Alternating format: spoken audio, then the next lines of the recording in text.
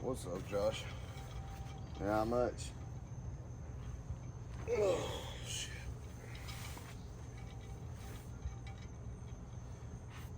What you up to? Usual shit, different day. Hanging out. Didn't get to go to the woods this weekend. Had to watch the neighbor's dog, so. You know, being a loving guy I am, as always, and brothers. When duty calls, right? You know, brothers. Alright, well. A lot of people have been, like, wanting to know. Yeah, you said you wanted to talk to me about something. Yeah? Oh, wait, I wanted to talk to you about something. Yeah? That was what it was. I wanted to ask you about this tarp you have and why all these grommets that go around it all and It's a good tarp. why the different, spots are. And, I was just wondering about it.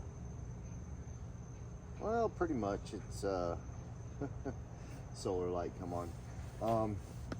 Basically, this is one of Dave from Restless Moon Outdoors' best ideas he ever had in his life was the Gold Armor tarp.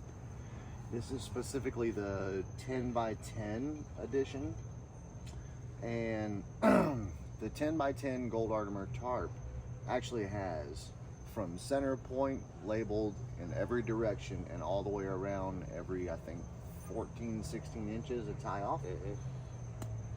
So it's got over 16 tie-offs. Yeah, you can see that from here. But you can literally use the tie-offs in any conversion. Right, to create any type of any angle type of shelter for the roof, rainfall, wind flow. Anything. Yeah. Anything you can want, you can do with this because it's got 16 different tie-offs. Mm-hmm. You could actually take this tarp down, stake the back corners in a plow point configuration, fold it under, fold it over, go 2 loops back, and make a tent on the ground out of this tarp. And all it would need is the center grommet being pulled up and 4 tent stakes. Now also, you can do everything from the A-frame to the lean-to to, the modified lean-to where it goes up and then you have an awning on the front of you with 2 sticks. There's endless amounts of copeless options that you have to. So basically what you're saying is during the day, you can have this tarp be a shade for your actions that you're doing to prep camp. Which for is the rest of basically the night, what I right? did today. And then towards the end of the night, once sun's about 2 hours from going down, you can move this same tarp over to literally create your shelter roof. Absolutely. That's amazing. You can, like I said, I got it set up right now over the hammock in a hammock configuration where you take the square and you turn it into a diamond shape, you stake out the far points. You're left with 2 wings that can be folded down to block wind and create a tunnel if there is no wind. Compared to if there is wind, you can turn it the other way, and in summertime, the wind comes through it and it traps it. Certainly makes sense. So literally you can trap your heat inside your tent with ventilation, or you can trap your cool air inside your tent with ventilation. Absolutely. All with where you put the sides and your center points compared to where you put your outskirt points and which direction you're facing, which direction the wind is blowing. And this is what type of tarp again? This is a Gold Armor 10 by 10. Wow. I've seen you do so much. $40 on Amazon. Yeah. I've had it for months. It's still in double stitching.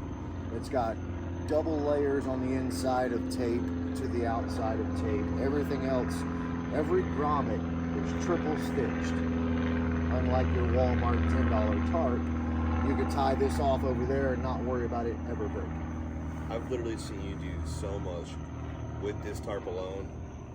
Honestly, I can't wait to see what you do with it next. Well, yeah. Well, it's like the other night you were saying. I dropped it down, and then I took the center point of it and I pulled it up.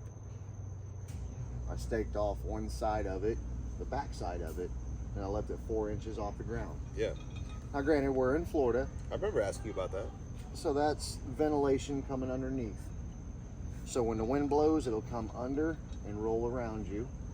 And then all the wind, because of the shape of your plow point configuration, it'll blow the wind from your fire away to keep it from burning your tarp.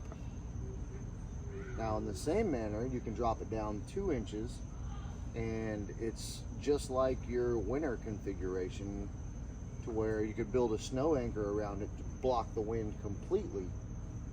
Right. Same thing, but Take brush, take whatever you anything got you have, to a couple of rocks you At find. least it's breathable, ventilatable for Yes. fire smoke. That way you're not sealed in there Yee just breathing carbon monoxide. Exactly. Right. So you leave one corner, and that's one thing I don't see in the bushcraft videos and anything else, is like you have to have one corner that you stake up just a little bit, so that that little bit of wind gets through it, and that's what goes through your shelter that pushes the smoke and the fire and the carbon monoxide out of your shelter. Now, a lot of people, they don't realize that, but a lot of people don't do it like I do.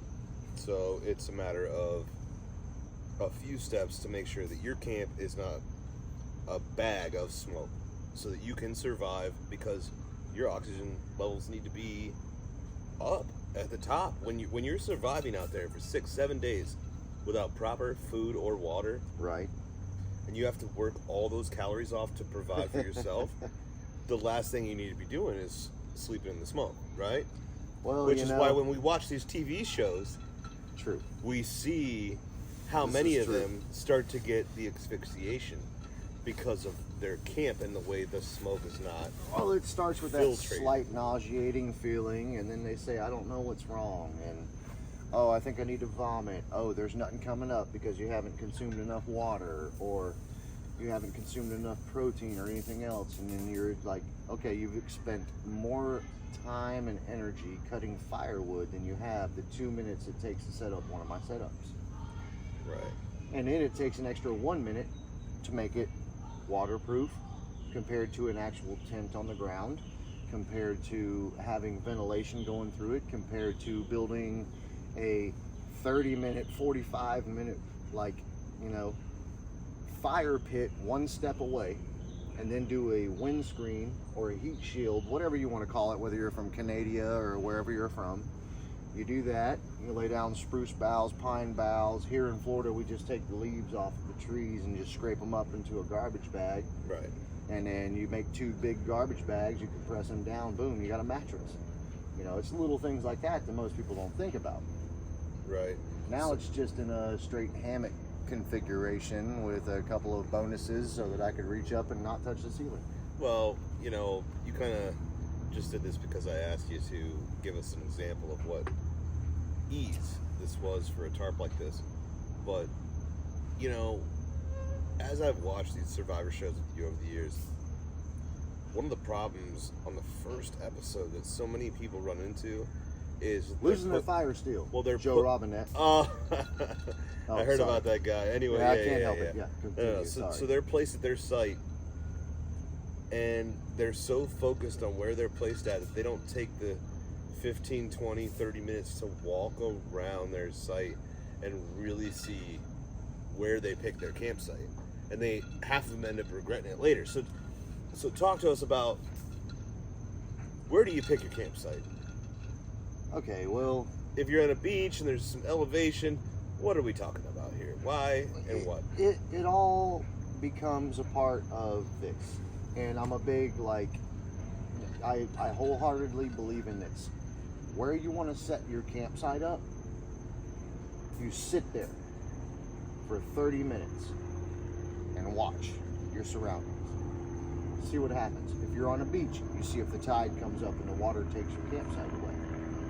If you're in the swamp, you see if there's something going around that might be encompassing the area of your camp, like a pack of hogs or anything else. Especially bear tracks. Yeah, bear tracks everywhere. Even though they don't think they're in Florida, we've got close to 5,000 bears here, and I've been out here in central Florida just a couple of weeks ago and found more bear scat and tracks, and you know. Right. But yeah, people always think like, they're not here. They are. what you have to do is basically feel your environmental surrounding and get to know it before you pick a spot. Yeah. Now it also does, it has to have like the 5 W's. Okay. Okay. You got wind, water, wigglies, and I'll let the mind think about the rest because 100 survival videos have been talked about that shit, but it's mainly all there is. All right. So if you've got wood, you've got water, you've got wind, you've got wigglers, And wherewithal. and widowmakers. Widowmakers. There's your 5. Oh yeah, the pieces of wood that are gonna just get you from above. If there's nothing above you that'll kill you, nothing hanging on something that'll kill you, and you got plenty of wood that you can make a fire with, build a better shelter with your tarp system, you can go above and beyond that. I've heard It of also comes with water, and you're out the wind. That's the perfect place. But you have to literally, as I do, is I sit there for 30 minutes. Am I going to camp here? Watch the animal activity. Watch what happens. Just sit in that. silence. Right. Even watching the water to see if you're gonna be able to fish. If there's going to be something Survive. popping, is there going to be an alligator that's looking at me after 10 minutes from now, 5 feet away? You know? No, that's pretty good stuff. You know, I just wanted to thank you for some time, and I'm always walking up on you as you're doing all this shit, but today I just wanted you to kind of Well, today was chill out day. I just threw Yeah. up the, you know, share in a the little middle of the bit with some woods. other people, you know what I mean? Like, you know. Yeah, I threw up the middle of the woods right here in the yard today. Got the fire pit over here, real little reds here, blue trucks over there, crystals over there, house, shed, everything. Yeah, everybody, we're Boat not out in the behind middle me, of the there's the woods right grills. now. We're actually in the yard, and it just so happens to be it's a big yard in the city, and I'm here with Joshua Hammond, survivalist, outdoorsman, and I just happen to be lucky enough to be present. So, what are you doing now? Well, that's a basic thing is I'm just honing the edge on your axe. Oh,